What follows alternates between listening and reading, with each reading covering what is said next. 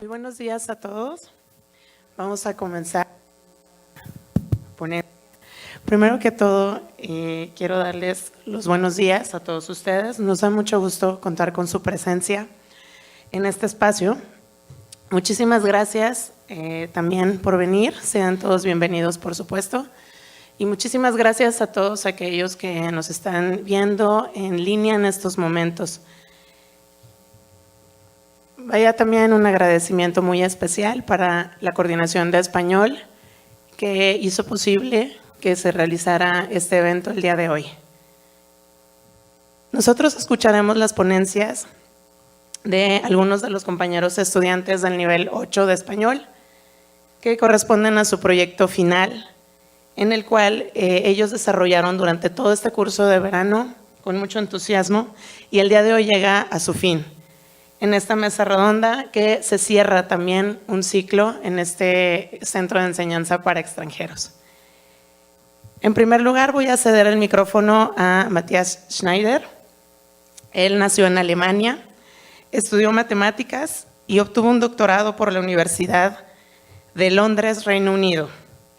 Después de su carrera, trabajó como administrador de riesgos en varios bancos en Londres y Singapur. Tomó un descanso de su trabajo el año pasado, que fue cuando comenzó a estudiar español. Desde enero de este año ha estudiado español aquí en el CEPE y el día de hoy nos presentará su proyecto final, La más bella fórmula de las matemáticas, que corresponde al cierre del ciclo del curso de español nivel 8. Pues bueno, le cedo la palabra a Matías.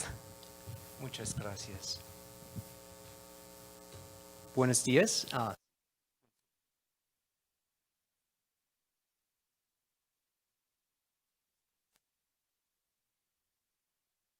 Es la más bella fórmula de las matemáticas. Es muy probable que su respuesta sea la identidad de Euler. Es una fórmula muy breve. Una razón por el deleite de los matemáticos en esta fórmula es que junta los 5 más importantes números.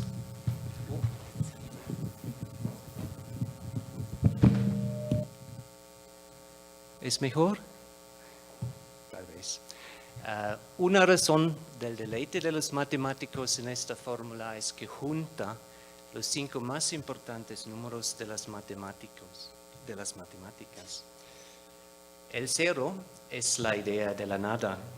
El 1 es el base de todos los números.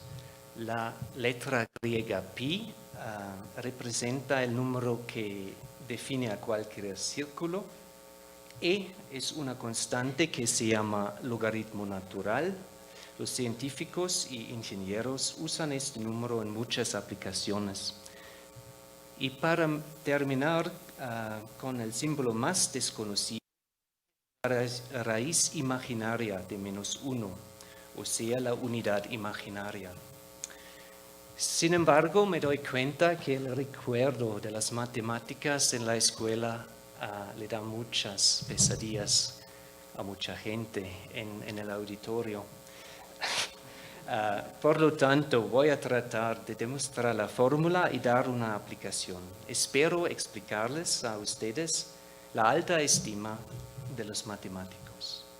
No es importante entender los detalles, tampoco puedo darles todos los detalles.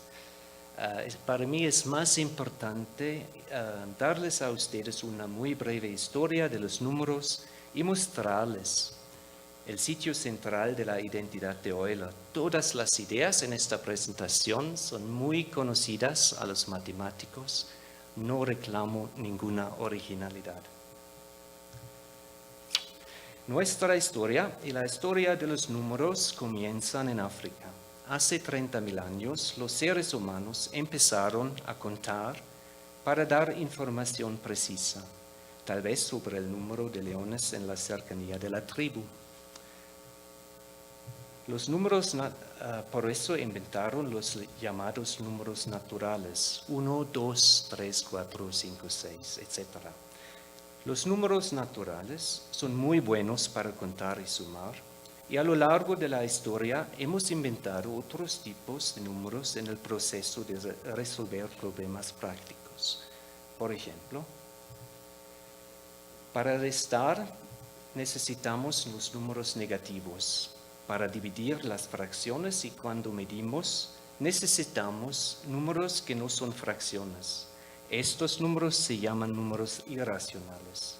Un ejemplo de ellos es el símbolo pi, que representa la relación entre la longitud de la circunferencia de cualquier círculo y su diámetro.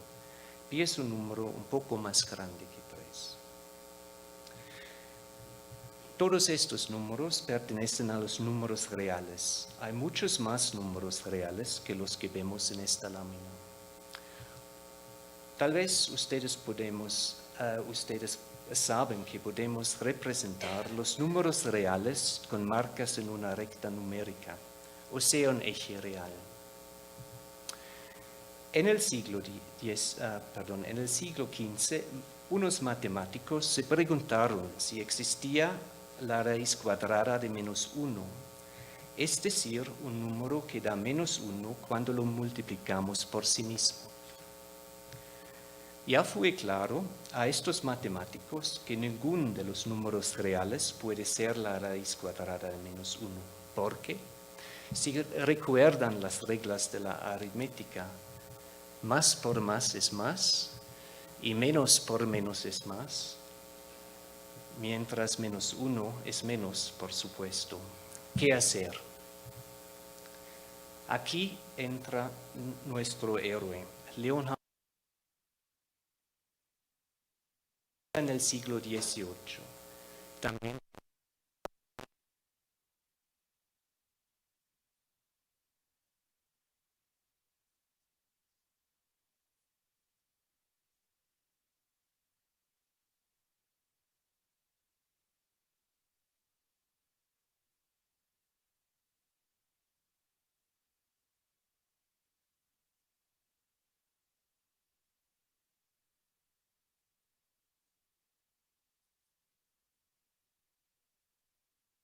tan fácil. Espérenme, por favor. Para hacer el símbolo i un número útil, Euler y sus sucesores tuvieron que explicar cómo el símbolo i interactuaba con los números reales. Ya sabemos que i no es un número real y por eso no se puede entrar en la recta numérica. Por lo tanto, los matemáticos introdujeron un eje imaginario además del eje real, de la siguiente manera. Obtenemos el eje imaginario al multiplicar todos los números reales por i y después al rotarlos por 90 grados. Así el eje real es un eje de abscisas y el eje imaginario un eje de orden.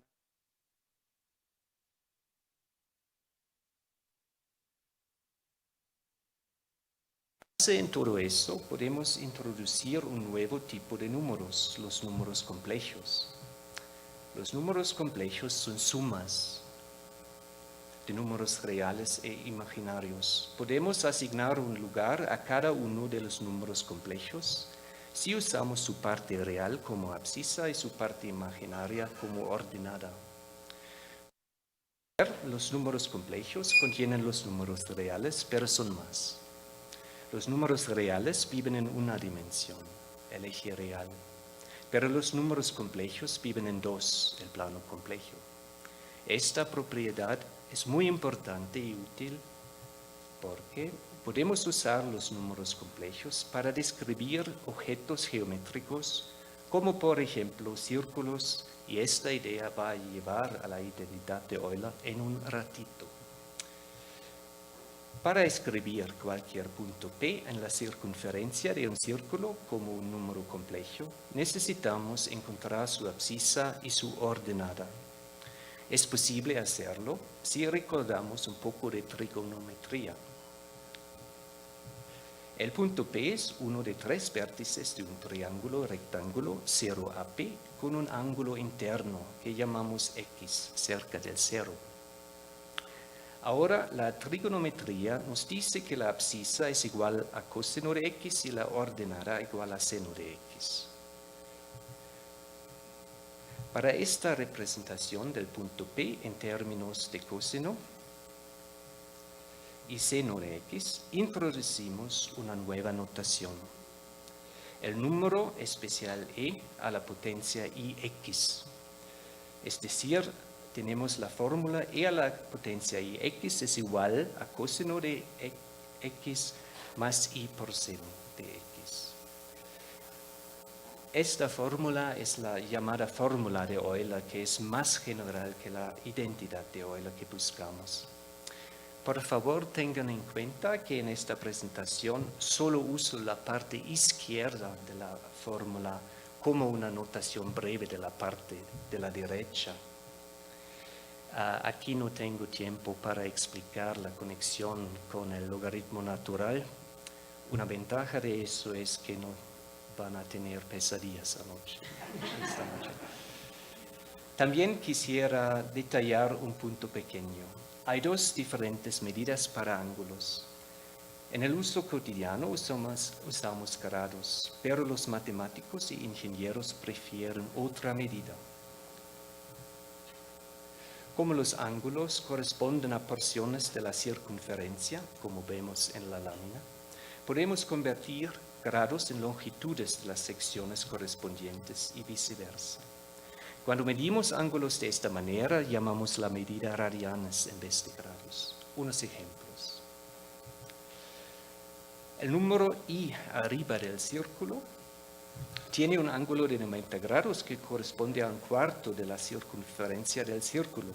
La circunferencia completa es igual a 2pi y por eso el ángulo de 90 grados corresponde a un cuarto de eso que es pi sobre 2 radianes. Ahora, usando la fórmula de Euler, tenemos que e a la potencia i pi sobre 2 es igual a i. De modo parecido, obtenemos que e a la potencia i pi es igual a menos 1, e a la potencia i 3pi sobre 2 es igual a i menos i, e a la potencia i 2pi es igual a 1. A los matemáticos les gusta mucho que todos los números en la circunferencia de un círculo con radio 1 se pueden representar como combinaciones, en comillas, de e, i y pi. Ahora quisiera llamar su atención a la ecuación que acabamos de ver. E a la potencia i pi es igual a menos 1. Esta ecuación es la misma que e a la potencia i pi más 1 es igual a 0. Esta, por fin, es la identidad de Euler. ¡Qué alivio! Aunque no me crean, ahora estamos listos para ir al universo con esta fórmula. Vámonos. Los astrónomos tienen dos conceptos del periodo orbital de un planeta. El periodo sideral es el tiempo que tarda un planeta para dar una vuelta completa alrededor del Sol, medida desde la posición del Sol. Y el periodo sinódico es el tiempo para dar una vuelta completa alrededor del Sol, medida desde la posición de la Tierra. Como la Tierra gira alrededor del Sol al mismo tiempo que el planeta, los dos periodos difieren. La Tierra tiene un periodo sideral de 365 días.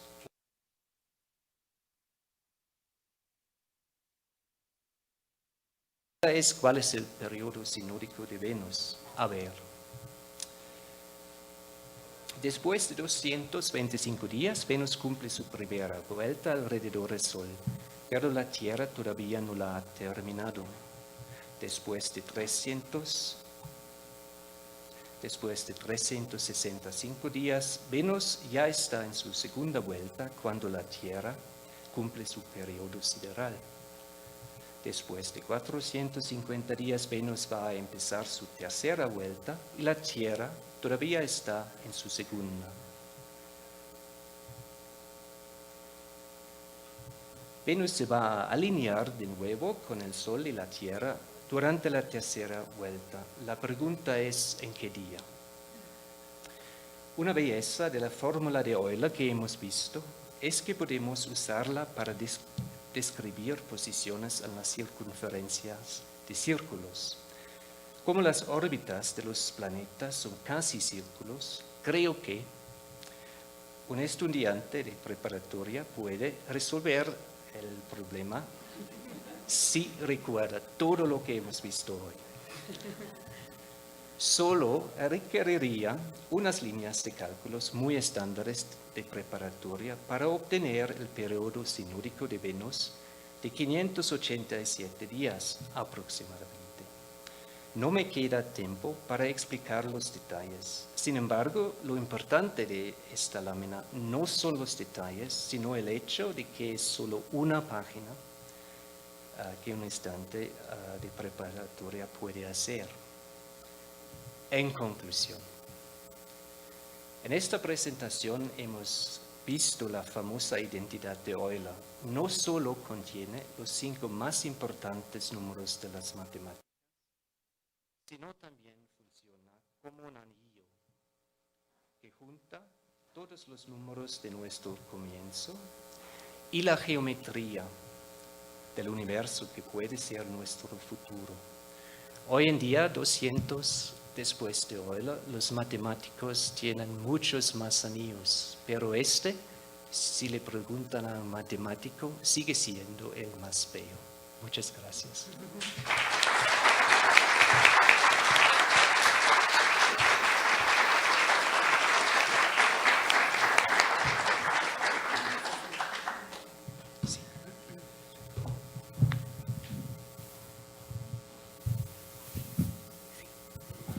Bien, muchas gracias, Matías. Queremos preguntarles a ustedes si tienen alguna duda para que Matías se las pueda resolver. ¿Alguna duda por acá? ¿No? ¿Sí? Oh, es el mismo, porque cuando medimos el periodo sinódico de la Tierra, desde el punto desde la posición de la Tierra, es el mismo, 365. Muy bien. Muchas gracias. Bien, a continuación vamos a escuchar a Mami Ebara. Mami Ebara es de Japón. Su especialidad es lingüística y la enseñanza del idioma japonés. Ella trabajó en el Instituto Cultural Mexicano-Japonés, que cuenta con cursos de japonés para los mexicanos y que se ubica en la alcaldía de Coyoacán. Cedo la palabra a Mami, quien también nos va a exponer su trabajo sobre la migración japonesa en México.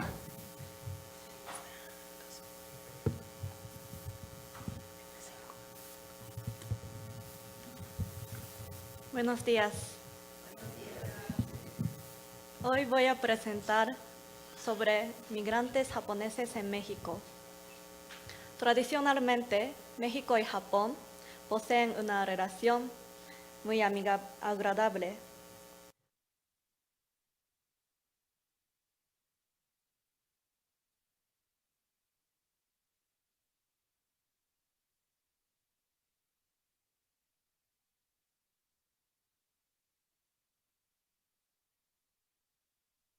Eran 11.775 y los Nikkei, los descendientes de los japoneses fuera de Japón, en este caso en México, se estimaban aproximadamente en 20.000 personas.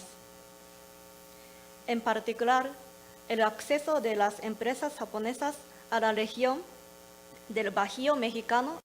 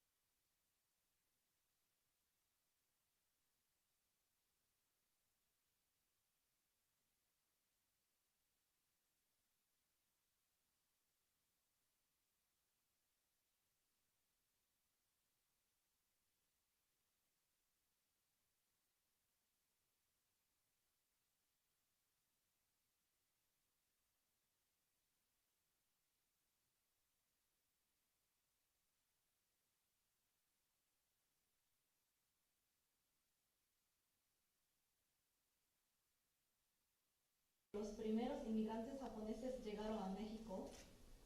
En 1888, los dos países firmaron el Tratado de Amistad, Comercio y Navegación. Para Japón, México fue el primer país que concretó el tratado en términos de igualdad. Lo que pasaba era que Japón había concluido los tratados inequitativos con Estados Unidos, Inglaterra, Rusia y Holanda. Por otro lado, para México, el tratado con Japón fue el primer intento para establecer una base de desarrollo comercial con Oriente. En aquellos tiempos, México requería un montón de mano de obra. Los primeros 35 japoneses, cuyo grupo se llamaba Enomoto Shokunin, partieron para Chiapas a cultivar café. Ellos llegaron a Escuintla, a 75 kilómetros de Tapachula, Chiapas, en 1897. En 2 meses, 10 personas se escaparon del trabajo duro. Además, el terreno no era adecuado para cultivar café. A pesar de que el primer proyecto fracasó, al mismo tiempo los inmigrantes llegaron sucesivamente a México, sobre todo a las cañeras en Oaxaqueña, a la minera Esperanza en Coahuila y a la construcción de ferrocarriles en Colima y Tehuantepec, entre otros lugares. Entre 1899 y 1927, las empresas japonesas que se dedicaban a la migración enviaron 12.500 personas. Estas empresas contrataron a los inmigrantes como empleados, pero había muchos conflictos y huelgas, entre ellos por las malas condiciones laborales. Además, muchos murieron a causa de enfermedades como la fiebre amarilla o por desnutrición. También por las explosiones de la mina Ullera. La mayor parte de los inmigrantes se escaparon y partieron a Estados Unidos. Poca gente se quedó en México y empezaron a dirigir algunos negocios pequeños con unos compatriotas. En aquellos años, los japoneses viajaron cruzando el Océano Pacífico en barco por más de 30 días. Se dedicaban a trabajos duros, como los mexicanos no querían realizar, mientras comían tacos de arroz con sal. Según la estadística que el Ministerio de Asuntos Exteriores de Japón publicó en 1927, había aproximadamente 4.000 japoneses residentes en México. Es difícil imaginar sus vidas cotidianas para nosotros que vivimos con mucha tecnología hoy en día. Y aunque ellos no sabían el idioma que se hablaba en donde vivían, ellos sobrevivieron a una época intensa. Algunos japoneses empezaron su propio negocio con el dinero que ahorraron infatigablemente trabajando como jornaleros. Ellos abrieron tiendas de abarrotes, almacenes, farmacias, etc. Por supuesto, mucha gente se dedicaba a la agricultura. Algunas profesiones destacadas eran la de médico y odontólogo. A partir de 1917, llegaron los japoneses calificados a trabajar. Gracias al Tratado de Libre Profesión de la era del presidente Venustiano Carranza. Desde antes del tratado, había quienes habían estudiado sin maestro y tuvieron un consultorio sin licencia. Ellos japoneses, los campesinos, empresarios, odontólogos y los demás tuvieron éxito en su negocio. Sin embargo, también fueron dañados por la revolución. Durante la revolución, algunos japoneses ayudaron a los mexicanos. Por ejemplo, El 9 de febrero de 1913, en los inicios del periodo histórico conocido como la Decena Trágica, la esposa y los padres del entonces presidente Francisco I. Madero, junto con 20 miembros de su familia,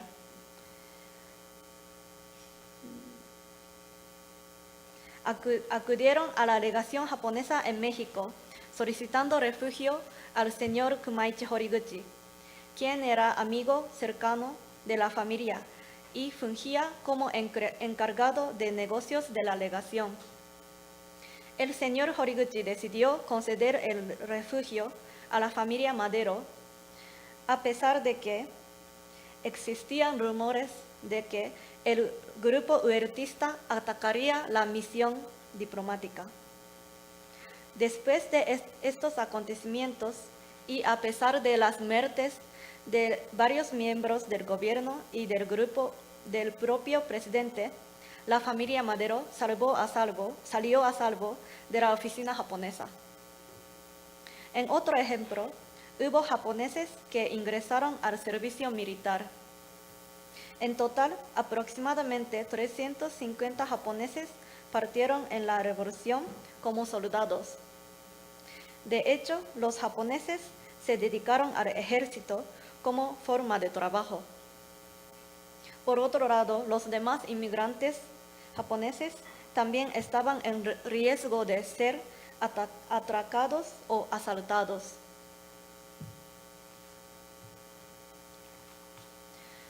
Después de que Estados Unidos y Japón entraron en la guerra pacífica, México decidió congelar las fortunas de los japoneses residentes y concentrar a los japoneses en el entonces Distrito Federal, hoy Ciudad de México. En 1942 llegaron las familias japonesas desde cada región. Temisco, Cuernavaca, fue el campo de concentración más grande. 2,000 japoneses vivían en la ex hacienda de Temisco. En el campo Batán, cerca de San Jerónimo, vivían 900 personas. Los de Sonora y Sinaloa vivían en Tlalpan. Los de Veracruz estaban en Tacuba. Todos fueron detenidos en el centro del país hasta el fin de la Segunda Guerra Mundial, excepto de los Chiapas. La autoridad mexicana permitió a los migrantes japoneses que vivían en Chiapas regresar a su casa en 1944, porque uno le escribió al presidente entonces, Manuel Ávila Camacho, para que cuidaran las escuelas que ellos mantenían en Chiapas. Lo bueno fue que, primero, México rompió solo relaciones diplomáticas y comercios con Japón. Sin embargo, cuando Alemania hundió 2 navíos petroleros mexicanos, el Congreso mexicano declaró la guerra en mayo de 1942. La Unidad Mexicana de Combate Aéreo, el Escuadrón Aéreo de Pelea 201, que tenía 25 aviones, 30 pilotos y 300 efectivos, fue destinado a Filipinas. Participó en la guerra entre junio y agosto de 1945 y luchó contra Japón. El 14 de agosto de 1945, por diferencia de la hora, en Japón fue el 15 de agosto. Los japoneses residentes en México recibieron la carta que expidió el emperador Hirohito, en la que decía Japón había perdido. Algunos no lo creyeron y otros regresaron a su pueblo. La mayoría se quedó en el DF por el clima agradable, la educación y la economía, entre otros aspectos. También ellos enviaron los paquetes de materiales a Japón, donde no había nada de recursos.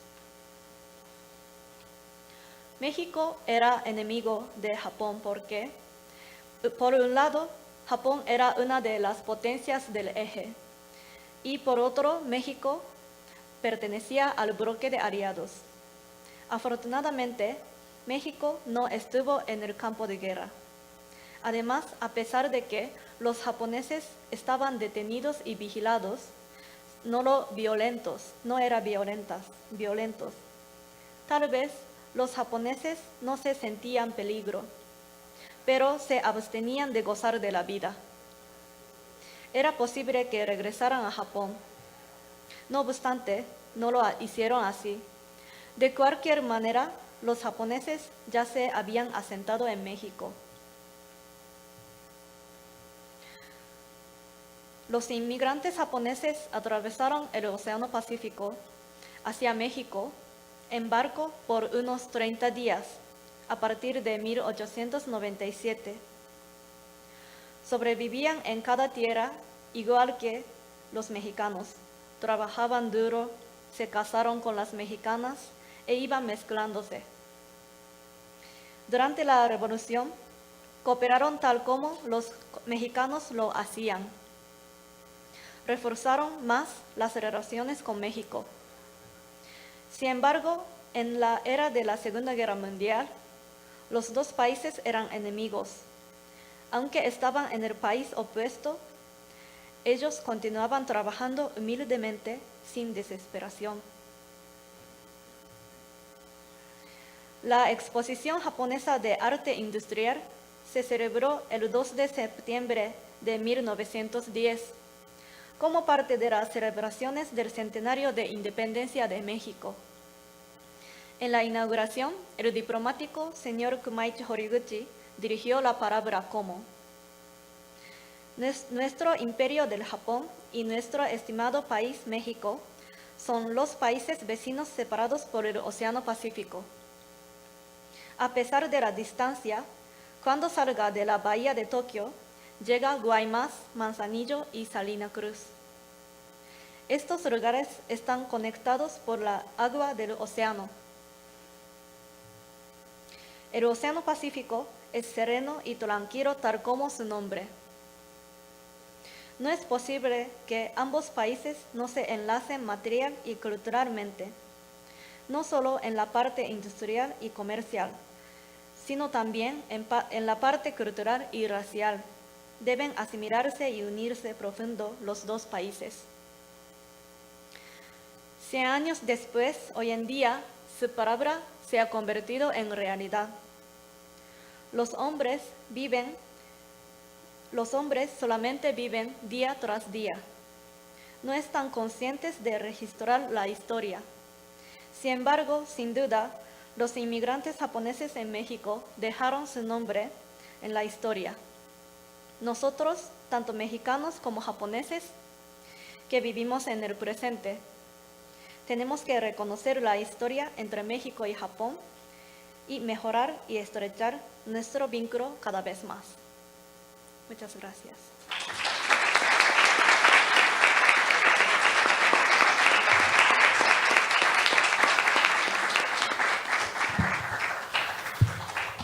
Muchas gracias a Mami por su participación. No sé si alguno de ustedes tenga alguna pregunta para ella. Adelante, por favor.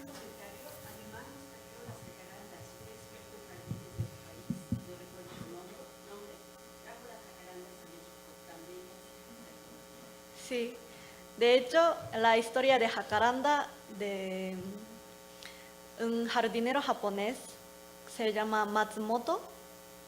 Sí, era de Porfirio Díaz. El Porfirio Díaz quería plantar los árboles cerezos en México, pero él le comentó que no era adecuado por sembrar los árboles cerezo. Entonces le comentó a plantar las jacarandas. ¿Alguna otra pregunta que tengan para nuestra compañera Mami? Sí.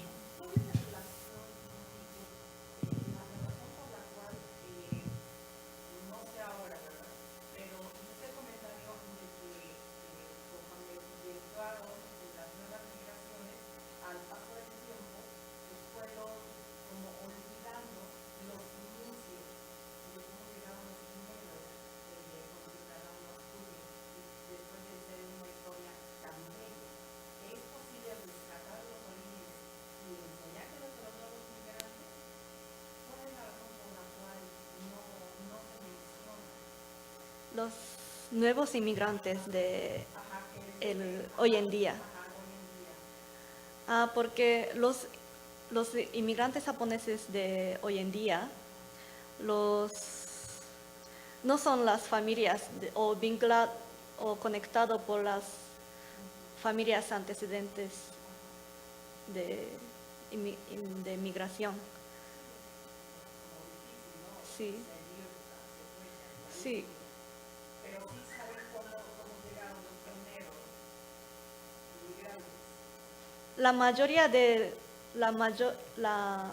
mayoría de como yo no saben.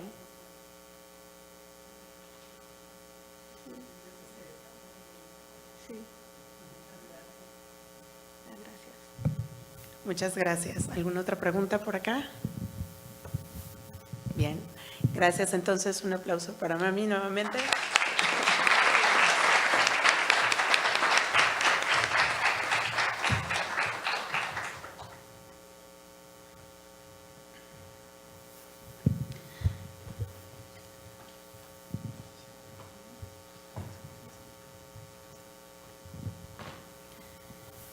Bien, nuestra siguiente ponencia está a cargo de Chance Dunbar. Chance viene de Sacramento, California, Estados Unidos, y esta es su primera vez en el CEPE. Él se graduó en la licenciatura de Biología de la Universidad de Brown en 2017 y este otoño comenzará sus estudios de Medicina en la Universidad de California en San Diego. Escuchemos a Chance, que nos va a presentar las condiciones de salud en la región fronteriza entre Estados Unidos y México. Hola, buenos días. Quisiera hablar sobre las condiciones de salud en la región fronteriza entre Estados Unidos y México. Como dijo la profesora Mónica, este tema me interesa mucho porque voy a mudarme a San Diego y es una ciudad que está en la frontera. Los objetivos de hoy son de hablar sobre el contexto de la región y después voy a hablar sobre las enfermedades de transmisión sexual, infecciosas, crónicas y un fenómeno que es la utilización de la atención médica transfronteriza. Si tuviera más tiempo, incluiría más detalles, pero con el contexto de esta presentación, solo me enfocaré en estos temas elegidos. Para empezar, ¿cómo se define la región fronteriza? La región fronteriza es una zona de aproximadamente 100 kilómetros al norte y al sur desde la frontera, la cual se extiende por los estados de California, Arizona, Nuevo México y Texas en el lado de Estados Unidos, y Baja California, Sonora, Chihuahua, Zaragoza, Nuevo León y Tamaulipas en México. Uno de los aspectos más importantes en la región fronteriza es el fenómeno de la migración. La frontera entre Estados Unidos y México es la frontera más cruzada del mundo. Se estima que cada día más de 800,000 personas cruzan la frontera desde México a Estados Unidos, por trabajo, estudio o razones familiares. Cada año hay más de 50 mil millones de cruces. Este aspecto de migración moldea la demografía de la frontera. Se debe en parte a este movimiento constante de gente. Se representa una población más joven y urbana que los de Estados Unidos o México. También la migración influye en la composición racial de la región, la cual comprende un porcentaje de hispanos más grande que el resto de los Estados Unidos. Según el censo 2000, hasta el 22% de la población fronteriza en los Estados Unidos nació de padres no estadounidenses. La frontera no es una región uniforme, sino mezclada. Esta imagen muestra dos lados muy diferentes de la frontera: San Diego a la izquierda y Tijuana a la derecha. Por toda la frontera, la existencia de pobreza, migración y el narcotráfico contrastan con las áreas de mayor riqueza y recursos sociales. y esta desigualdad se muestra bien. Debido a su contexto económico y social, la región fronteriza presenta muchos retos para la salud. A causa de la desigualdad en el desarrollo económico, existe en la región fronteriza una falta de servicios de agua potable y saneamiento. En las colonias rurales, localizadas principalmente en Nuevo México y Texas, se documenta que hasta 126,000 habitantes viven con servicios inadecuados o inexistentes. Además, hay una escasez de profesionales de la salud y de recursos. Y si hay clínicas o hospitales cercanos, barreras de lenguaje o falta de seguro pueden prevenir el exceso de atención. También la frontera física refuerza esta escasez. Y por último, la migración y el movimiento diario de gente crean muchas oportunidades para transmitir enfermedades infecciosas. Tomando en cuenta este contexto, empecemos con la descripción de las enfermedades de transmisión sexual, o las ETS. Las regiones fronterizas son especialmente vulnerables a enfermedades de transmisión sexual, como el VIH o la sífilis, a causa de su población mayormente joven y urbana, su pobreza y sus tasas altas de usuarios de drogas intravenosas y de trabajo sexual. Nuevas transmisiones de la ETS se localizan en redes urbanas que llevan desproporcionadamente la carga de enfermedad, como la de San Diego y Tijuana, y Ciudad Juárez y El Paso. En estas ciudades existen zonas rojas, en las cuales el trabajo sexual es más prevalente. Porque el trabajo sexual es ilegal en los Estados Unidos, los trabajadores sexuales frecuentemente se encuentran con turistas que cruzan la frontera solamente para sus servicios. También el trabajo sexual se asocia con tasas más altas de sexo sin condón, de drogas intravenosas y de múltiples parejas sexuales, todas las cuales aumentan el riesgo de transmitir las ETS. Se estima que 8% de trabajadoras sexuales tienen el VIH, y esta tasa se eleva hasta el 12% en las que también son usuarias de drogas intravenosas. Sin embargo, el grupo más afectado por el VIH permanece entre los hombres que tienen sexo con hombres. Se estima que la tasa del VIH en Tijuana, San Diego, entre este grupo es del 18 al 20%. Se cree que la tasa del VIH y de las otras STS pueden ser subregistradas por la falta de acceso a pruebas. Hasta la mitad de los trabajadores sexuales nunca se ha realizado una prueba de VIH. En el caso de drogas intravenosas, Tijuana y Ciudad Juárez tienen el número más alto de usuarios de drogas intravenosas en México, especialmente. Muchas gracias.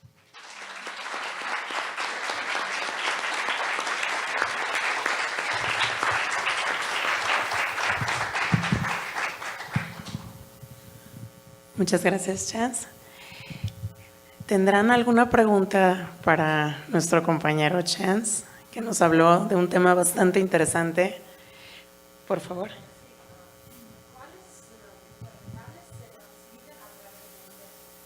¿A través de qué? De un beso. Pues es una pregunta muy técnica, ¿no? Pues depende porque infecciones, creo que las enfermedades infecciosas como, por ejemplo, la gripe, algo así, pueden transmitir por los besos, pero es que las enfermedades necesitan una bacteria o un virus, ¿no? Y normalmente se transmite por alimentos contaminados, ¿no? Algo así. Por ejemplo, el VIH no se transmite por un beso, ¿no? Necesita un acto sexual para transmitirlo. Pero sí, por lo general es que el contacto físico entre las personas pueden ser un riesgo. Pero es que la frontera, porque muchas personas necesitan cruzar la frontera cada día para ir al trabajo o a la escuela. Hay muchas más oportunidades para contacto físico entre las personas y eso es el riesgo de la frontera. Sí. Si una persona tiene una herida en la boca Ajá. y la otra tiene VIH, ¿hay posibilidad de transmisión? Pues yo creo que esta posibilidad es muy, muy baja, porque en realidad es muy difícil transmitir el VIH. Actualmente, aunque una persona, por ejemplo, no usa un condón, es que el riesgo aumenta cuando la persona nunca usa condones, ¿no? Pues, sí, no, pero es que aunque cuando una persona tiene sexo con otra persona sin condón, todavía es un poco difícil transmitir en solo una ocasión, ¿no? Y por ejemplo, con la boca, con una herida, creo que es casi imposible para transmitir el VIH en esta manera. Por ejemplo, es casi imposible transmitir el VIH de sexo oral. Las tasas son muy, muy, muy bajas y todavía no es la manera de transmitir VIH solamente son de sexual de penetración. ¿Alguna otra pregunta por acá? ¿No? Yo tengo una pregunta para ti, Chance. Este es un estudio bastante interesante acerca precisamente de la frontera porque somos vecinos, digamos. ¿Cuáles son las perspectivas a futuro de las condiciones de salud? ¿Qué es lo que se plantea para la frontera tanto del lado de México como de Estados Unidos para mejorar estas condiciones, ya que vemos que las cifras son bastante alarmantes? Para el futuro, pues creo que el problema más grave en la frontera es lo que muestra la imagen aquí. Es que la barrera física dificulta el proceso de conseguir atención médica. Y pues en Estados Unidos sí hay clínicas y algo así, pero el seguro médico es el problema que me parece necesitamos reparar en Estados Unidos y crea muchas barreras a la atención médica. Y en el futuro necesitamos un sistema que reconoce que, por ejemplo, en mi opinión, debe ser un derecho que tenemos personas que hablan inglés y español en cada clínica por toda la frontera, que la gente puede cruzar la frontera si viven en Ciudad Juárez, ¿no? Y va al trabajo en El Paso todos los días. Es que pues en el futuro hay mucho que necesitamos hacer, pero sí, las barreras de lenguaje y seguro médico, en mi opinión, son los problemas que necesitamos resolver primero. Muchas gracias, Chance. Un aplauso para Chance.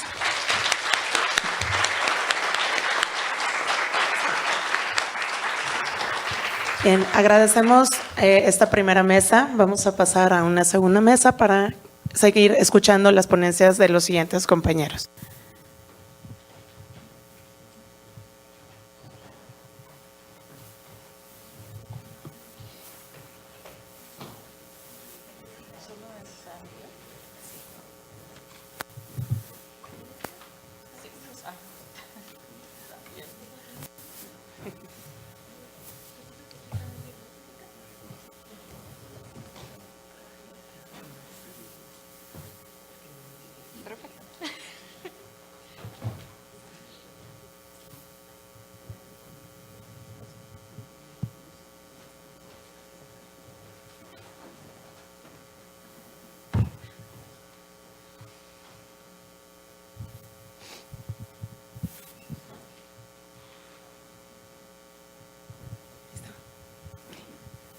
Bien, muchas gracias.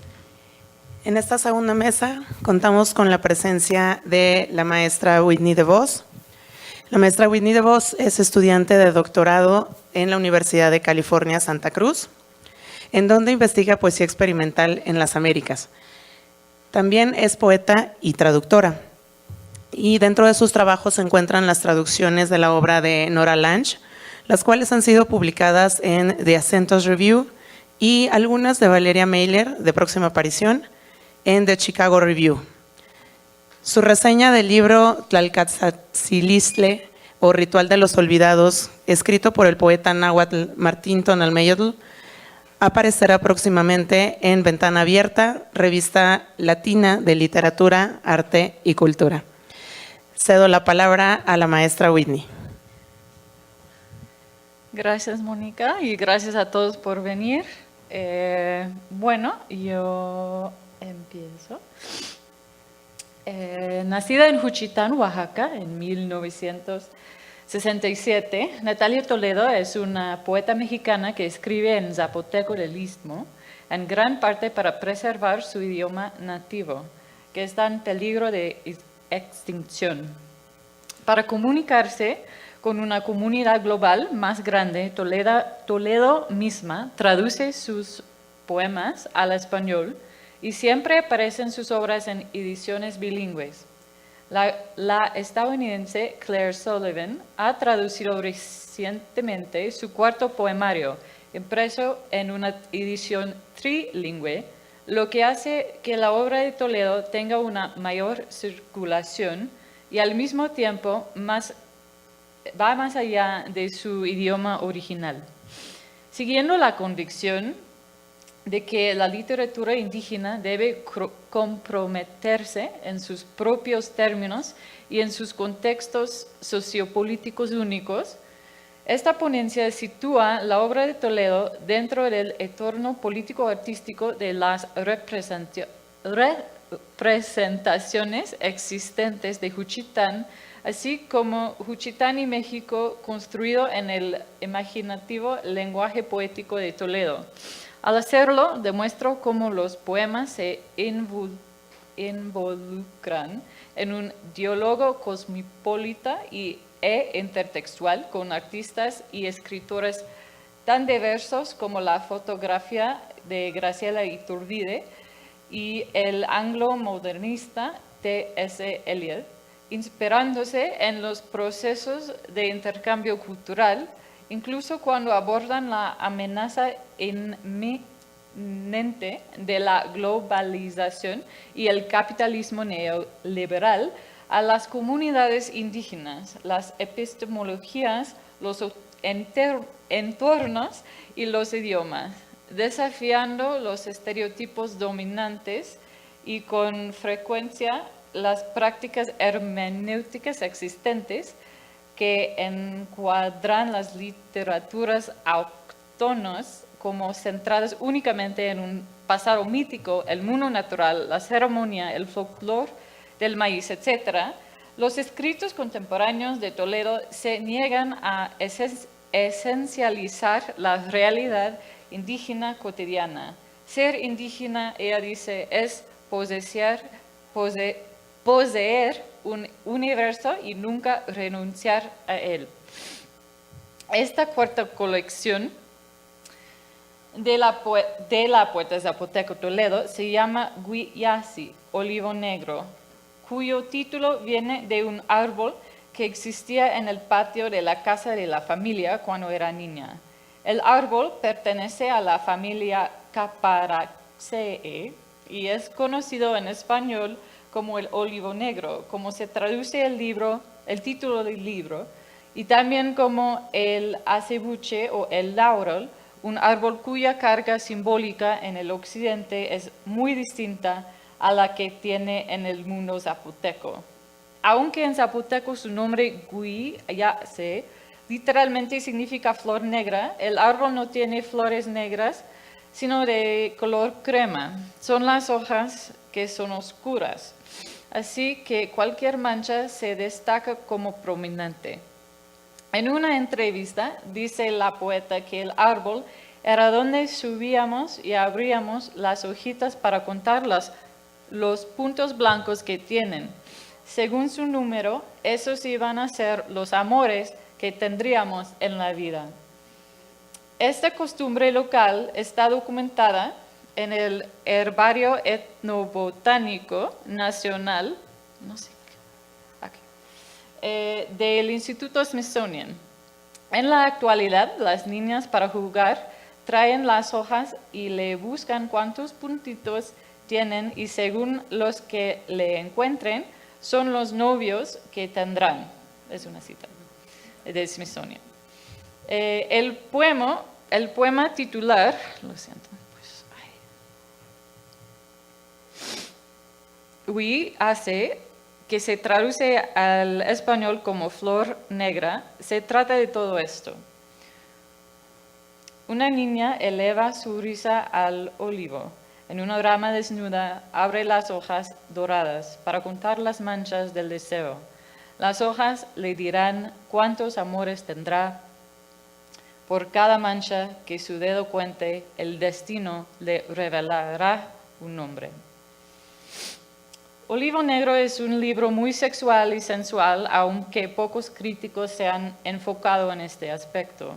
Se hacen visibles los deseos y las vidas eróticas de mujeres juchitecas desde la infancia hasta la vejez.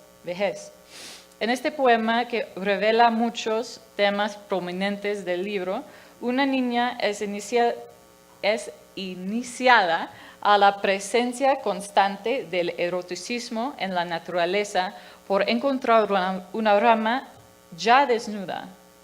Los puntitos de las hojas aquí se hacen manchas del deseo, tienen connotaciones positivas, tal como por sus capacidades de decirle cuántos amores tendrá, como el acto de sexo en sí mismo.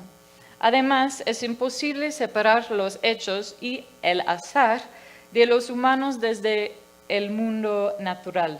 De esta manera, el árbol y el juego indican una erótica profética que celebra la posibilidad de que una niña, tal como un niño, pueda tener amantes y parejas múltiples, presumiblemente sin vergüenza.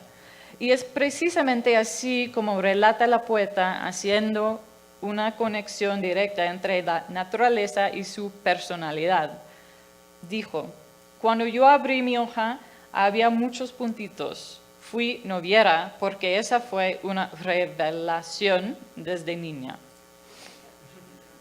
En un país conocido por su machismo fuerte, todo esto debería ser suficiente para demostrar que este árbol también podría tener un significado político e histórico. Sin embargo, si bien Toledo es quizá la más conocida entre los críticos literarios por su énfasis en las mujeres, el interés de la poeta va mucho más allá de la representación de género. Como lo expresa Ida Kozlowska-Day, la obra de Toledo, de hecho, ha ampliado y profundizado la misión de los escritores indígenas contemporáneos al incorporar las preocupaciones de los latinos.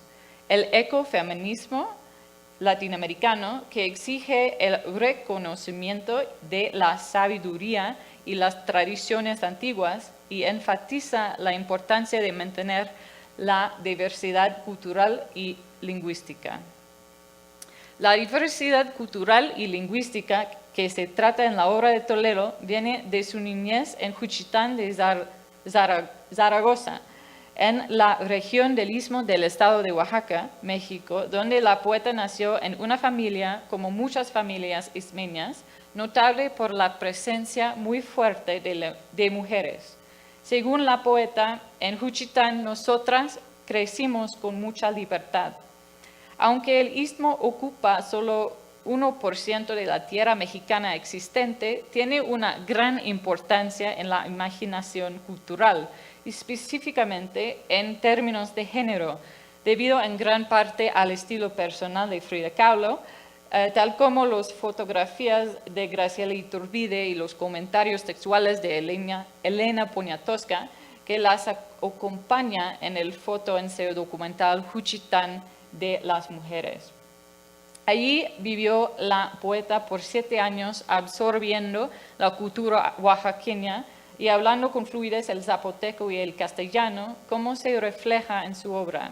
Luego se movió permanentemente a la Ciudad de México, donde realizó estudios en la Escuela de Escritores de la Sociedad de Escritores Mexicanos. Sus varios proyectos creativos fueron becados por el FONCA en lenguas indígenas y del FOESCA de Oaxaca en el área de jóvenes creadores.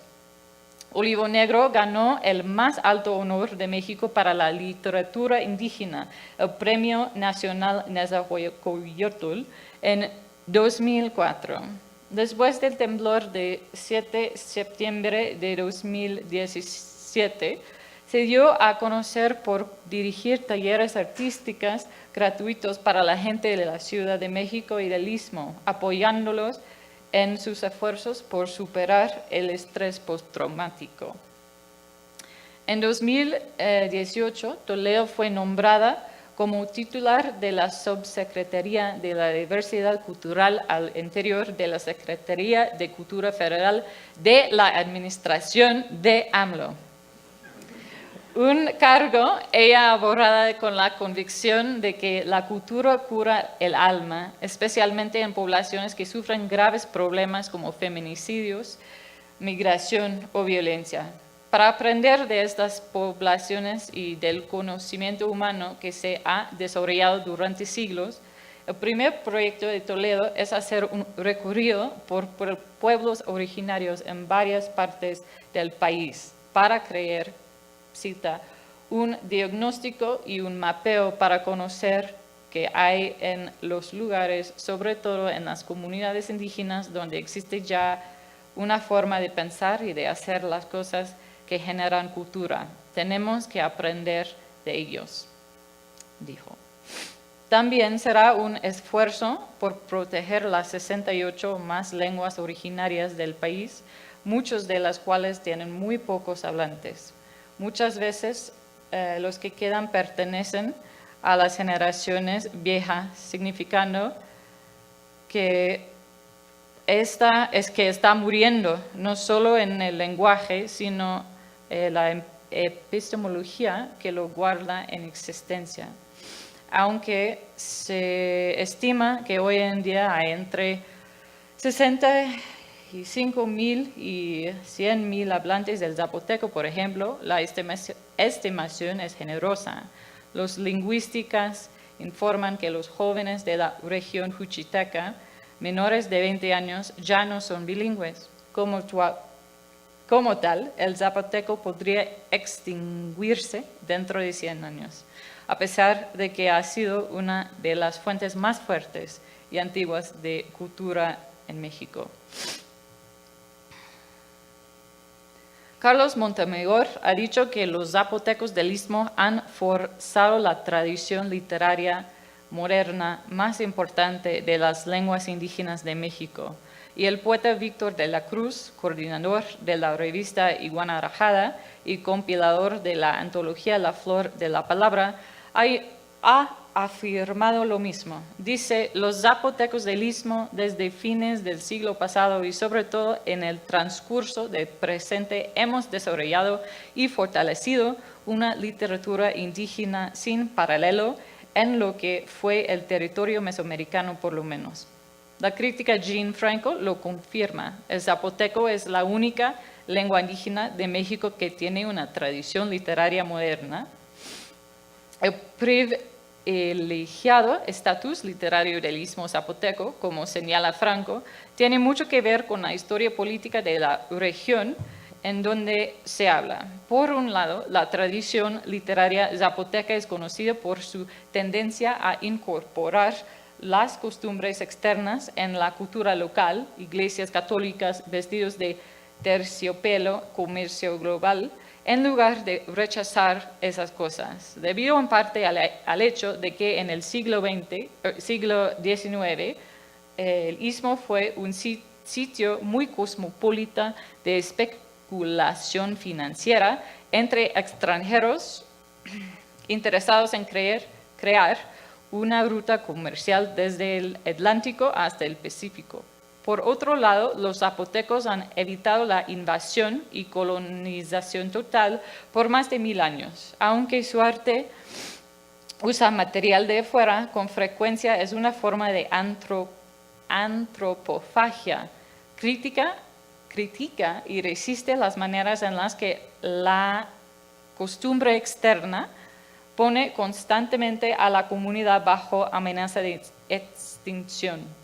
El renacimiento contemporáneo del Istmo Zapoteco se remonta a los movimientos políticos de los años 80, en los cuales la COXI puso en práctica el autogobierno y renacimiento cultural. Antes de ser despedido, solo 2 años después por gobierno central, el COXI había dirigido campañas de alfabetización, estaciones de radio, varias revistas y una librería. El trabajo creativo de Toledo, que surge desde allí, se involucra en un diálogo cosmopolita e intertextual, inspirándose en los procesos de intercambio cultural, incluso cuando aborda la amenaza inminente de la globalización y el capitalismo neoliberal, a las comunidades indígenas, las epistemologías, los eternos y los idiomas. Sin embargo, Toledo es la primera mujer en publicar poesía en su idioma. Si bien hereda una tradición literaria, también en cierto sentido ha forjado la suya propia. El énfasis de Toledo en las vidas cotidianas de las mujeres en particular enfatiza la pluralidad y la interseccionalidad de las experiencias que surgen en Juchitán y ha sido aclamado por las críticas quienes la han leído en traducción. Como muchos poetas contemporáneos de América Latina que escriben en idiomas distintos del español, ella tiene la doble tarea de traducir cada uno de sus cortos poemarios al castellano. La lengua que le da a Toledo la oportunidad de tener una audiencia más amplia, que al mismo tiempo requiere que ella sea poeta en el idioma colonial que pone al zapoteco en riesgo de desaparecer. Su traductora Claire Sullivan expresa sucintamente lo que la doctora Maynés discutirá hoy en detalle. Lo siento, que expresa sucintamente, pues requiere un esfuerzo tremendo por parte de Toledo y otros poetas quienes escriben en lenguas originarias. No solo deben ser poetas que conocen otro idioma, sino poetas en 2 idiomas diferentes. Trabajando con Toledo e Irma Pineda, otra poeta zapoteca, Sullivan tradujo el libro en inglés como The Black Flower and Other Zapotec Poems, impreso en una edición hermosa, junto a versiones en zapoteco y castellano, así llevando la obra de Toledo hacia una circulación más amplia. Pero por la razón que Toledo misma no traduce directamente al inglés como al español, también se presenta la obra al lector a una distancia algo mayor del lenguaje original. El ejemplo más obvio se puede ver en la traducción del título del libro, que en español representa un juego inteligente de palabras en el que el título alterna entre el nombre del árbol y una famosa imagen moderna de la fotografía de Graciela Iturbide. 2 imágenes dominantes se enfrentan entre sí. En inglés se traduce Gui Yace como The Black Flower, que sin duda es más poético que el nombre en inglés del árbol Black Olive, pero al mismo tiempo tiene el efecto de no preservar la especie del árbol en cuestión, ni su carga simbólica. Para una poeta cuya obra celebra la sabiduría tradicional etnobotánica de su comunidad, quiero opinar, las consecuencias no son triviales. Un resultado es que el prefacio, el cual es escrito por la traductora estadounidense Esther Allen, y se llama Flores de Papel, elige enfocarse en la imagen de la flor negra y su estatus como referencia intertextual a la fotografía famosa del Istmo Iturbide, la cual tiene un aspecto de realismo mágico tan reconocido que casi ha sobredeterminado la representación de las mujeres juchitecas ante el mundo exterior.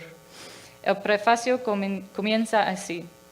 Una niña de como 12 se estira acostada diagonalmente en una cama.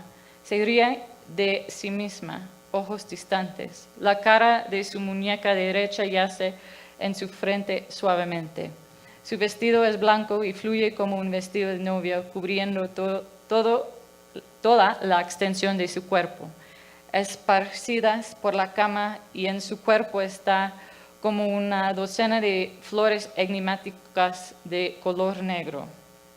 ¿Por qué son tan alarmantes? Es como si fueran manchones de sangre y la niña inocente acostada allí con cara risueña ha sido acribillada por balas sin darse cuenta, y la cama también, y tanto la cama como la niña están sangrando de flores de color negro. Graciela Iturbide tomó esa foto hace décadas en Juchitán, donde nació Natalia Toledo. Allen se da cuenta de algo oscuro e inquietante en sus propias palabras alarmante dentro de la foto de Iturbide, sin saber o sin la capacidad de articular exactamente cuál es la causa principal de esto, excepto que tiene algo que ver con las flores negras.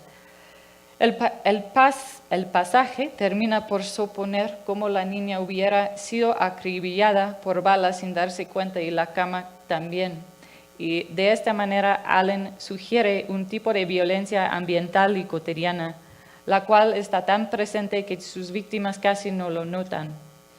Que la autora enfoca su atención en el cuerpo extendido de la niña, su vestido blanco como un vestido de la novia, la cama y las flores negras que son comparadas con las manchas de sangre, es notable porque todas esas imágenes juntas tienen connotaciones muy fuertes de violencia sexual. En pocas palabras, Allen tiene razón de intuir algo alarmante en la foto, el contexto más amplio del cual puede ser enriquecida por información adicional sobre la política de género del Istmo, aunque se celebra en la cultura popular como un lugar que se desvía de las normas machistas, representaciones de la supuesta liberación sexual de las mujeres por Iturbide, Poniatowska y otros, también se han respondido con una frase de las mujeres zapotecas sobre su papel en sociedad. Eso sería genial si fuera cierto. De hecho, la foto a la que Allen hace referencia, pero que no le da el título, es el rapto, y documenta una tradición en el Istmo en la que una novia tiene que demostrar su virginidad ante todos.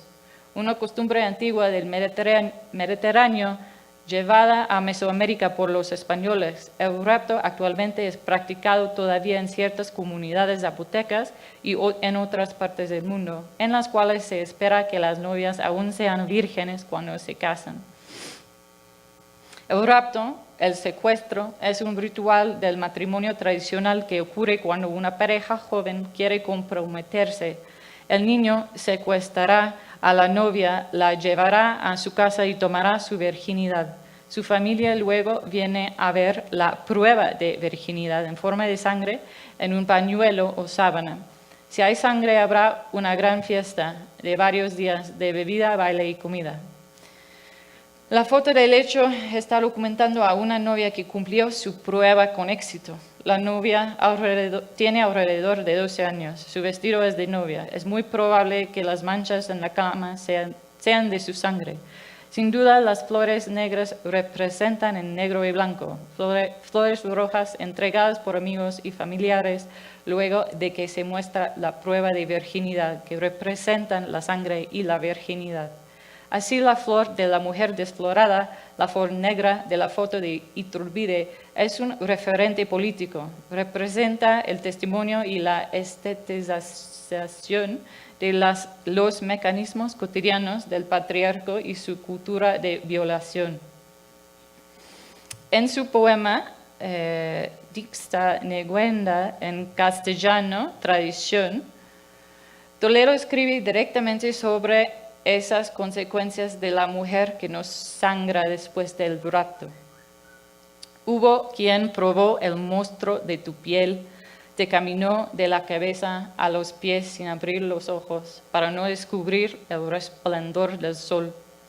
Hubo quien solo pellizcó la comida y no quiso beber el chocolate de los compadres y el pozol de semilla de mamey. Hubo quien colgó en la puerta de tu casa una olla rota y no quiso pagar la fiesta. No supieron los tontos que una flor caída al suelo sigue siendo flor hasta su muerte. Ya que se fue el istmo cuando era joven, Toledo no necesitó participar en el rapto, aunque conoció muchas mujeres que se quedaron allí y tuvieron que hacerlo. En este poema, a diferencia del poema Flor Negra, la costumbre zapoteca no representa el ecofeminismo, sino lo opuesto.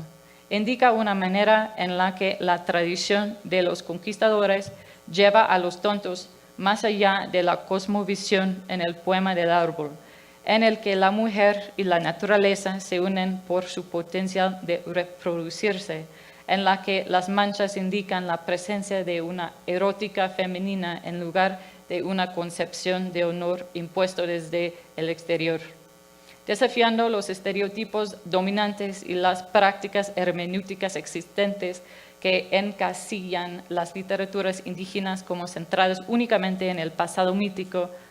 Toledo interroga a este ritual atrincherado aquí en su libro más reciente para criticar explícitamente a los tontos que perpetúan la tradición a la que refiere el título.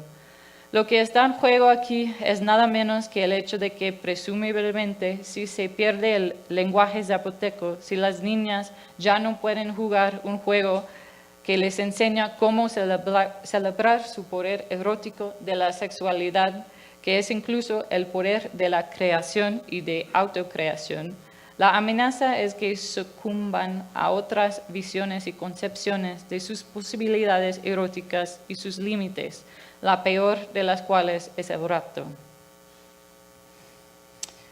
En su reconocimiento que tal vez soy la última rama que hablará zapoteco, mis hijos, que tengas que silbar su idioma, que serán las aves en la jungla del olvido. Toledo detalla uno de los efectos concretos de la modernidad, la pérdida de su lengua materna. Aún así, se niega a sucumbir a la melancólica de muchos de los que se han condenado simplemente con lamentar en términos abstractos los efectos de la colonización, el capitalismo, la globalización y la guerra, sin imaginación, la voluntad o la determinación para reunir mundos y posibilidades alternativas.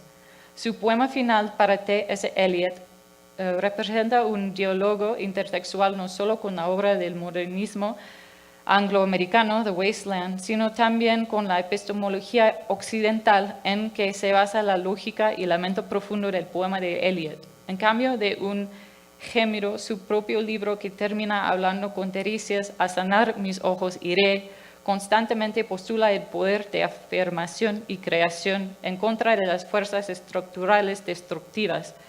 Al mismo tiempo, los escritos diversos y contemporáneos de Toledo se niegan a esencializar la realidad indígena. En cambio, ser indígena para ella es poseer un universo y nunca renunciar a él. Mientras que Eliot pregunta, ¿me atrevo a perturbar el universo? Los universos que son las mujeres del istmo, sus comunidades, sus lenguas, sus cuerpos, ya están perturbados en una manera permanente. No obstante, sigue recordándonos que a pesar y desde dentro de estas condiciones hay que conservar un árbol como un sitio que desafía las concepciones dominantes de lo posible. Hay que conjurar una flor donde todos los demás ven una vara rota. En fin, hay que ir a sanar nuestros ojos para que veamos y afirmemos los universos de todos los seres. El futuro del planeta depende de ello. Gracias.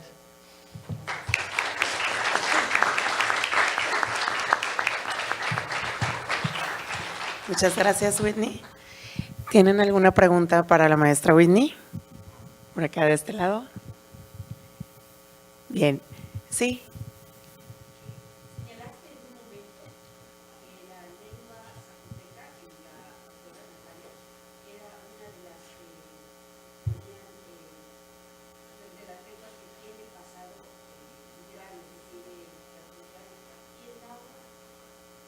Sí, el náhuatl también. Sí, no. Es que el zapoteco tiene el sistema más viejo de las Américas para escribir, pero por supuesto el náhuatl tiene una tradición muy rica, pero lo que los críticos están comentando es que la tradición no quiero decir que es más moderna, pero por razones estructurales o políticas tiene una tradición moderna. Y creo que ellos dirían que como en el siglo XX hay una tradición muy rica de poesía y de literatura en el zapoteco, y que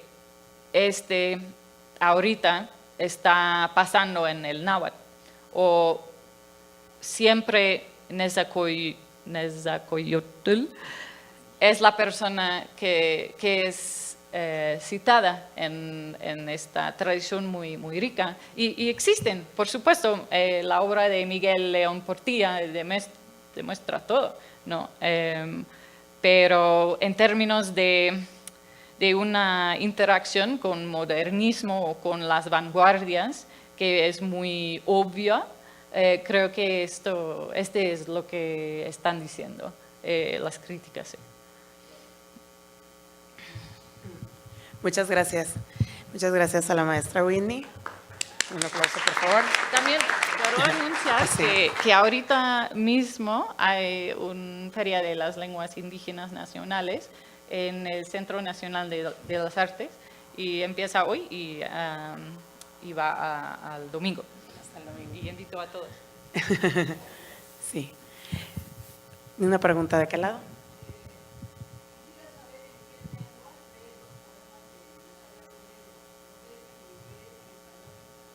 ¿Cuándo lee? ¿En qué idiomas lees? Yo. Pues entre inglés y castellano, el español, sí.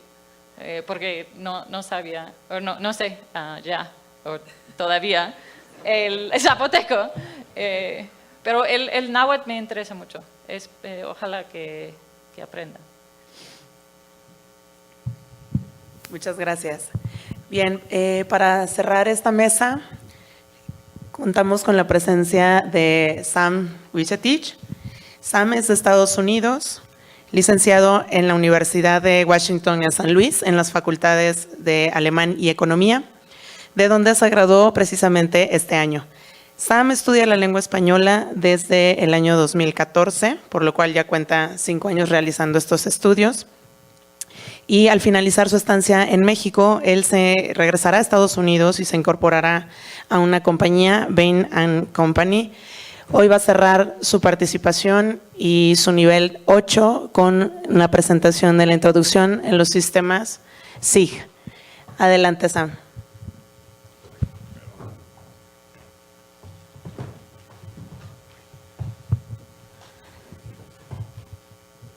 Vale.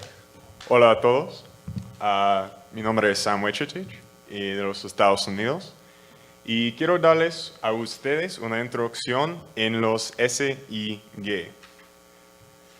En primer lugar, hay que preguntarnos, pues, ¿qué son los SIG?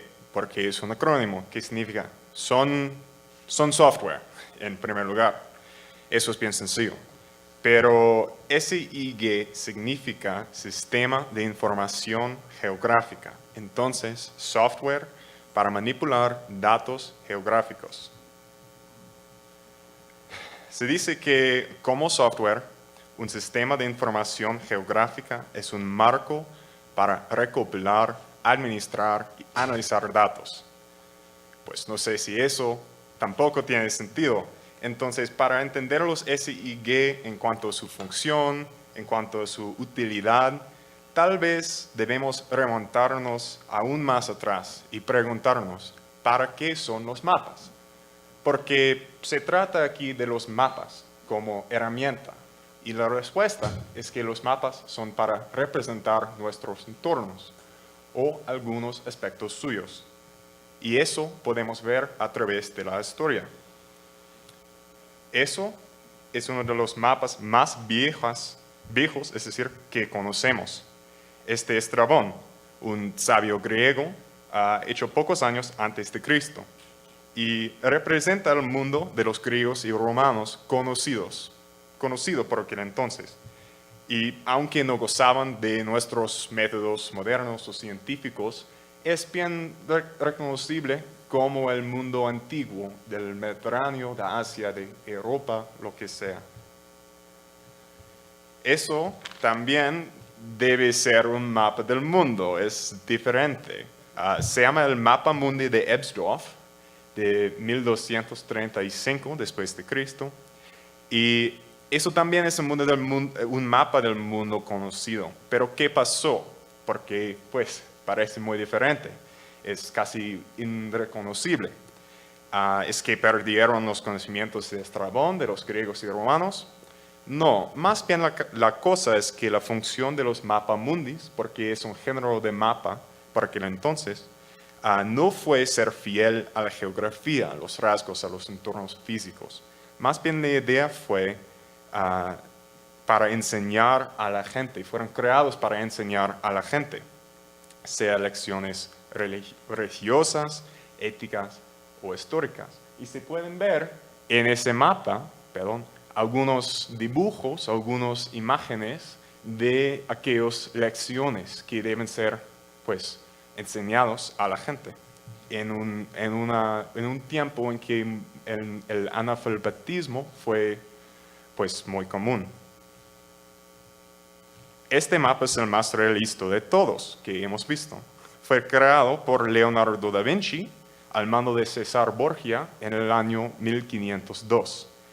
Y eso, César Borgia acababa de conquistar aquella ciudad que se llama Imola en Italia. Él, Borgia, necesitaba un mapa para ayudarle con la defensa de la ciudad. Y por tanto, la exactitud del mapa fue muy, muy importante. Cada edificio, cada torre, cada callejón, en su relación entre sí, exactamente como estaban en la ciudad por aquel entonces. Entonces, para la organización en caso de un asedio. De hecho, este mapa está reconocido como el primer mapa etnográfico, lo que mejor conocemos hoy en día como vista de pájaro. Este fenómeno no es algo solo histórico. El moderno mapa Mercator, o más bien el proyección Mercator, deforma los tamaños de rasgos geográficos. Es muy conocido por eso, es notorio por eso. Pero incluso eso tiene una función. Los rumbos de la brújula quedan preservados. Entonces, líneas rectas en el mundo o en el mar están líneas rectas en el mapa. Es imprescindible para la navegación. La idea principal aquí es que los mapas son herramientas como cualquier otra. No hay una sola realidad geográfica que se puede demostrar por medio de un mapa. Todos nosotros, como académicos o investigadores o personas educadas, tenemos proyectos que podrían beneficiarse del uso de mapas. Hace unos minutos, la pregunta fue, ¿qué son los SIG? Y la respuesta verdadera es que son la herramienta del siglo XXI, de hoy en día, para crear mapas, para profundizar las ideas de nuestras investigaciones. Entonces, pues, ¿cómo se usan? Hay dos modos principales, en mi opinión. O para representar información, datos que ya tenemos, o para producir información por medio de análisis geográfico, solo conseguible por medio de los SIG. Voy a enseñarles dos proyectos pequeños que yo hice en el año pasado. Cada uno representa uno de esos modos. Por uno, mi meta en ese proyecto fue representar la densidad de población de mi ciudad natal, que es Chicago. Es bastante sencillo. La pregunta aquí realmente es dónde vive la gente. Y los datos son bien disponibles por todos lados. Pienso que son disponibles, por ejemplo, en el sitio de web de la ciudad de Chicago. Entonces no hay problema en ese caso. Pero la pregunta es que si eso tiene sentido, es casi ilegible para los seres humanos. Si eres una computadora, sí, bien entendible, pero para nosotros, no. Entonces, la solución es usar un sistema de información geográfica, entonces un programa de la computadora, para convertirlos, esos datos, en un mapa. Y eso es lo que vemos. Pues, no es un mapa perfecto, no es profesional, pero de un vistazo es posible captar una idea de la densidad de la ciudad de Chicago, o sea, dónde vive la gente, sea hacia la costa del lago de Michigan, o en el centro, o en el oeste, lo que sea. Hay ventajas y desventajas de ese método de usar los SIG. No son perfectos. Una ventaja es que comunica ideas intuitivamente. Como seres humanos somos seres visuales, entendemos las cosas visuales por medio de imágenes, gráficos, dibujos, lo que sea. Y nos da los contextos de los datos. Eso también es una ventaja, que podemos ver no solo una línea en una tabla, sino un barrio, un calle, un edificio en su entorno. Pero también hay desventajas. No podemos destacar números específicos. Si queremos saber la densidad de un barrio específico, es imposible conseguirlo por medio de ese mapa. Y ya no podemos investigar más. Investigadores, después de mí, hipotéticas, no pueden reproducir mi trabajo. Tal vez esta pega no se aplica, pero es algo para tomar en cuenta. En inglés se llama la problem of reproducibility. Al otro lado es la habilidad de los SIG para hacer análisis y producir información solo conseguible por medio de un SIG. Entonces, imagínense, yo soy una empresa que vende, pues no importa, vendajas, plátanos, algo que todo el mundo consume. Y quiero construir un centro logístico, de lo cual voy a despachar todos mis productos a todos los Estados Unidos. Y la pregunta aquí es ¿dónde debo colocarlo? Soy una empresa, entonces busco una solución más económica. Y quiero minimizar la distancia entre cada usuario o consumidor de mis productos y aquel centro logístico. Eso es lo que llamamos la persona a distancia y eso es lo que cuesta dinero. Entonces yo me pregunto, ¿dónde está la gente? Otra vez esa pregunta. Pues principalmente en ciudades en los Estados Unidos. Entonces vamos a tomar en cuenta las ciudades. Y otra pregunta es cómo se despachan los productos. En ese caso no por aviones, sino por camión. Y camiones viajan a través de carreteras. También es bien entendible. Entonces aquí tenemos un mapa de los 400 ciudades más grandes de los Estados Unidos y las carreteras que las conectan entre sí. Vale, mis métodos son bien directos, aunque no sencillos. Tengo una lista de candidatos, ciudades que tal vez podrían ser un centro logístico, Las Vegas, Phoenix, Tulsa, etc.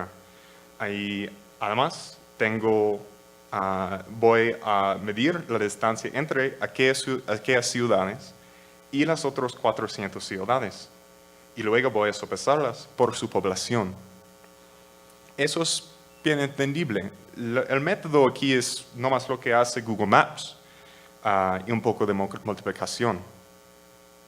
Y lo que resulta es que la ciudad ideal para nuestro centro logístico es Fort Worth, Texas. Aquí lo vemos con todas las rutas marcadas en azul. Otra vez, nos preguntamos cuáles son las ventajas de ese método, cuáles son las desventajas o las pegas. Los SIG o sistemas de información geográfica son muy poderosos, ese análisis es muy poderoso y pueden iluminar nuevos vínculos entre nuestros datos y nuestras ideas. Pero también hay desventajas, aún en ese lugar. Y eso nos lleva a mi pregunta final, que es ¿cuándo usar los sistemas de información geográfica? Pues cuando tiene sentido, pero ¿qué significa eso? Primero hay que formular su pregunta. Hay cuantiosas, muchas preguntas en cualquier campo que ustedes estudian.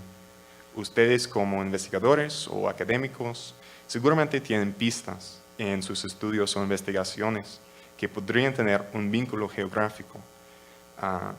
Les aseguro que hay muchos. Entonces hay que preguntarnos si tenemos una pregunta, una víncula geográfica, ¿cuándo vale la pena usar esa tecnología nueva? Porque no es siempre. Vale la pena, por ejemplo, en cuanto a su tiempo. Los SIG son complejos, son programas bien complejos y requieren tiempo para aprender, como cualquier otra. Ustedes pues ya son ocupados, así es. Se habla de costa de oportunidad, se trata aquí de eso. ¿Vale la pena, por ejemplo, en cuanto a su investigación? Muchas veces sí, pero hay que tomar en cuenta que a veces las investigaciones se benefician de un enfoque más estrecho. Y finalmente vale la pena en cuanto a su público o a sus pares. Depende de su campo y de su fin, por supuesto. Yo solo diría que a veces las revistas científicas ponen más importancia en los datos. Una vez más hablando del problem of reproducibility y menos en su presentación, aunque incluso en este caso se pueden usar los SIG para análisis. Finalmente, les aconsejo que acudan a los recursos de su institución.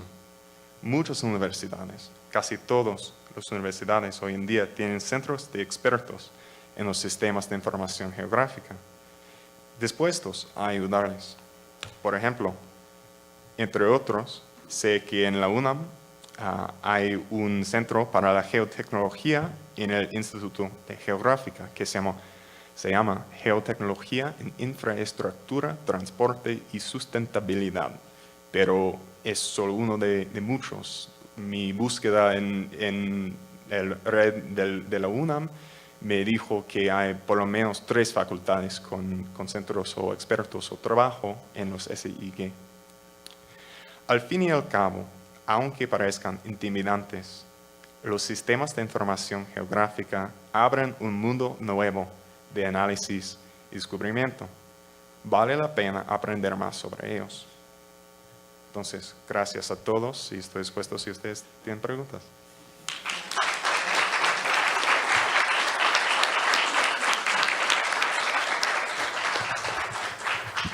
¿Alguna pregunta sobre los sistemas de información geolocalizados? Geográficos. Por acá, ¿alguna pregunta para Sam? ¿Nunca los han utilizado? Sí, de este lado. ¿Cómo el sistema incluye las zonas turísticas, por ejemplo, las selecciones de esas? Muy buena pregunta. Pues yo diría que es cualquier otra, es como las estadísticas, es una herramienta, pero cómo las usamos, eso es el kit de la cuestión, ¿no? Entonces es muy fácil dibujar o desplegar o demostrar algunos datos que nos apoyan y por medio de eso, pues disfrazar otros datos. Es un tema de siglos, ¿no? Pero entonces yo diría que hay un análogo en las estadísticas, que se puede ser una herramienta para el bueno, para iluminar a la gente y iluminar vínculos y relaciones entre cosas, entre regiones o grupos, pero también sería posible, pues sí, chantajear o estafar a la gente por medio de ellos. ¿Alguna otra pregunta? Sí.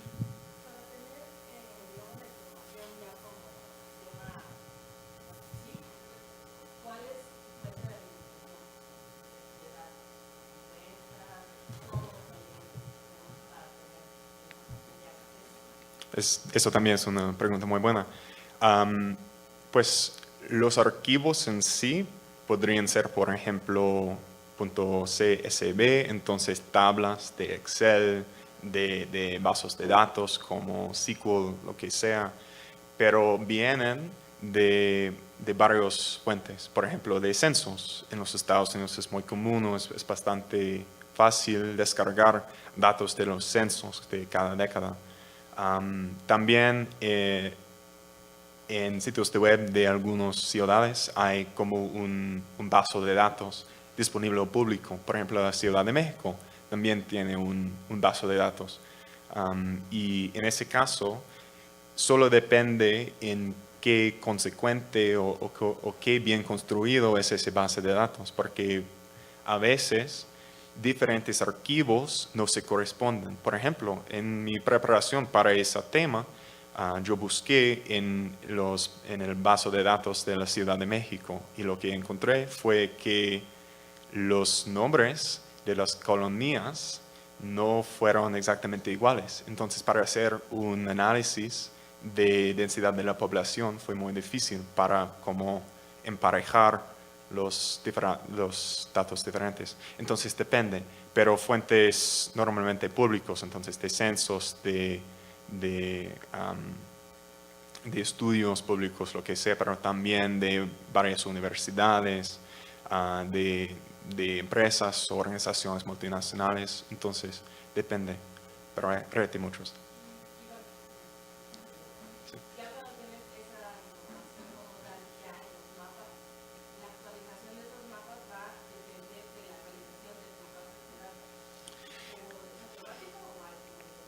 Depende en el SIG que se usa, y eso es un tema que de lo que yo no traté, porque no pienso que en ese caso, para esa ocasión, no es muy importante aprender especialmente sobre eso SIG o el otro, o en qué hacer clic o hacer eso, pero hay varios y algunos son online, entonces en sitios de web, en que en ese caso sí serían inmediatos o vinculados con un base de datos. En otros casos son datos que ya han sido descargados, entonces la idea sería como investigador tomar en cuenta cómo esos datos cambian a través del tiempo. Muchas gracias. ¿Alguna otra pregunta que quieran hacerle a Sam? ¿No? Bueno, pues con esto damos terminada nuestra mesa redonda del grupo de español 8, que el día de hoy tiene esta graduación en esta mesa que hicimos. Le damos muchísimas gracias a todos los ponentes que están aquí presentes, a todos los asistentes y también a todos aquellos que nos vieron por streaming. Les damos las gracias y también a la Coordinación de Español por apoyarnos para la realización de este evento nuevamente. Pido un aplauso para todos ellos.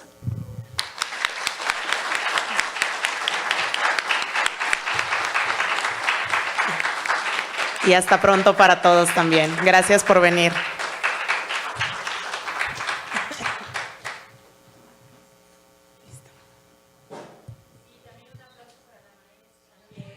Muchas gracias.